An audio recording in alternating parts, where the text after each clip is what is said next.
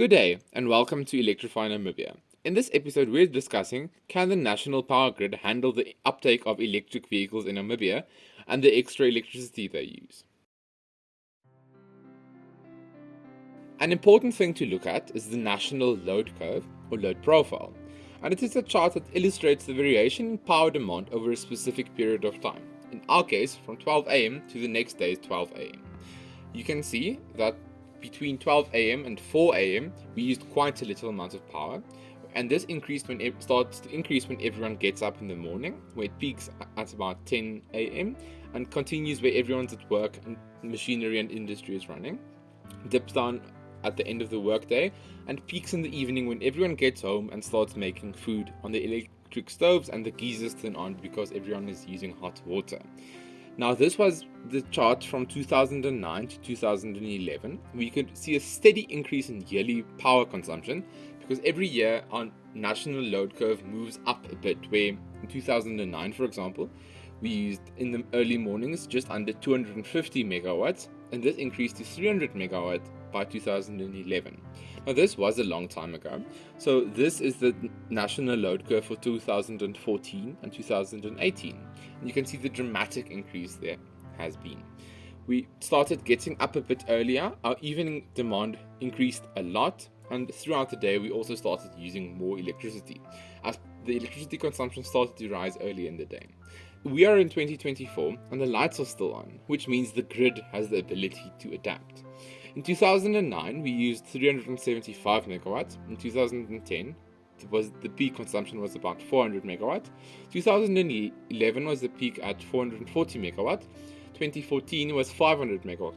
And in 2018, we used 600 megawatts at peak. Now, this is a dramatic increase. This is a 60% increase from 2009 till 2018. But the lights are still on, because NAM Power has been building more power stations, and where they can't supply the electricity themselves, has been buying in more power to keep our lights on. Another important thing to look at is the national load duration curve, which shows you for how long did you use how much electricity. And between 2009 and 2011, we used quite a lot of power for a very short amount of time, with a steady decrease in electricity consumption over time, where you can see for the most part we used quite little amounts of electricity, but year on year this was increasing. Now, when looking at the 2014 and 2018 load duration curves, you can see our peak increased a lot between 2014 and 2018, and the line is a lot flatter, which indicates we're using more electricity for longer than we were in 2014. But once again, the grid is adaptable, and the grid has been handling this quite well. Something few people think about is the impact that air cons had on the grid. The average air conditioner uses between 1 and 2 kilowatts of electricity. If 5% of Namibians get air cons, that means there's 100,000 air conditioning units in Namibia. And if it's a very hot day and everyone turns on the air conditioners, that's 150,000 kilowatt extra peak added to the grid, or 150 megawatt. That is quite the load to induce on the national grid, but the grid has been handling this quite well.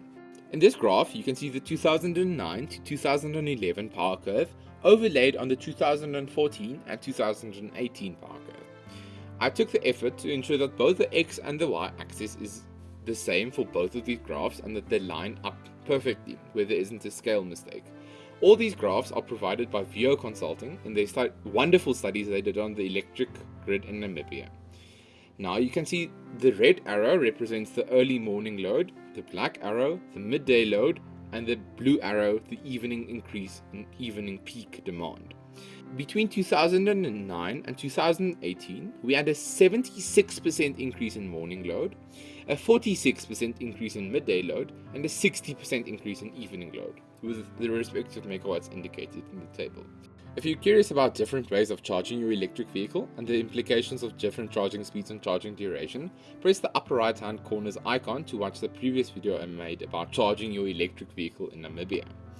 Now, the average electric vehicle charges at 3 kilowatts when charging at home, where most cars charge. Namibia has an annual car sale of about 10,000 vehicles, and let's say we're really optimistic, and 25% of these vehicles are electric vehicles. That means that there's an additional morning load of 7.5 megawatts when these vehicle charges. Now, between 2009 and 2018, we had an average increase in morning load of 21 megawatt. That means to add the 2,500 electric vehicles a year, we would only require 28.5 megawatts of additional electricity every morning. This is not that much compared to the 21 megawatt we're currently requiring. Now, this graph is from NamPower, where they show the gigawatt hours used by Namibia every year from 2012 to the 2021 financial year. As you can see, between 2013 and 2016, we had a dramatic increase of electricity use. This dipped down in the recession and COVID years, but this is picking up steadily. And if we could have handled the 2013 to 2016 increase, I've no doubt that the grid can handle electric vehicles. Now, for a bit of background, the Namibian government set governmental targets in 2021 at the Conference of Parties that they want 10,000 electric vehicles in Namibia by 2030. This was quite a reasonable target, as at the time we had just under 100 electric vehicles, and this was quite feasible. Now, they did update it in the 2023 update of the nationally determined contribution to 96,500 electric vehicles in Namibia by 2025. We currently have about 150 electric vehicles in Namibia, so that's quite the target. I don't know if you've seen the news, but Altava and List is planning a 100 megawatt solar plant north of Windhoek. This plant alone will produce about 200 gigawatt hours of electricity a year. This means that this plant alone produces enough electricity to power the 100,000 EVs driving 12,500 kilometers a year. And this is a single power plant being constructed currently in Namibia. We're looking at all the different power plants and power stations, especially renewables, currently being constructed. There's no doubt that the grid is going to have ample supply of electricity to power these electric vehicles.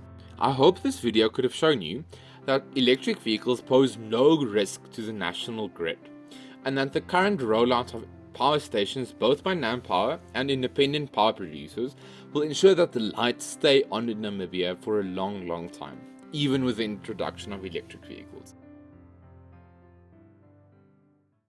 Now, please consider sharing this video with your friends who might be curious about the national power grid and the effect that electric vehicles will have on them.